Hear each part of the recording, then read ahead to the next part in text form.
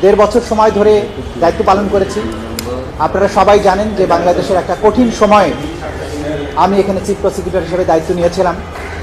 জুলাই আগস্টের বিপ্লবের পরবর্তী সময়ে নতুন অন্তর্বর্তীকালীন সরকার যখন দায়িত্ব নিয়েছিলেন, সেই সময়ে বাংলাদেশের প্রায়োরিটি ছিল যে সদ্য ঘটে যাওয়া যে গণহত্যা বাংলাদেশের মাটিতে হয়েছিল, আমাদের তরুণ ছাত্র জনতার জীবন দিয়ে বাংলাদেশের একটা স্বৈর শাসনের অবসান ঘটিয়েছিলেন।